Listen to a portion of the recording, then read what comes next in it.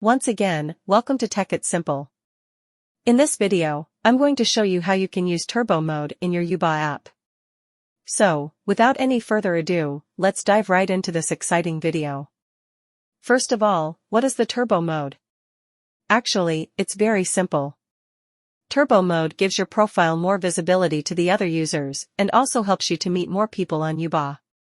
So, how to use the turbo mode? To use the mode, you just simply have to open your Yubo application. After opening the application, you can see this purple symbol down here. You just simply have to click into that, and after, you can select any of the options here on how many times you want to use turbo. Then, just simply click on this Launch Turbo option.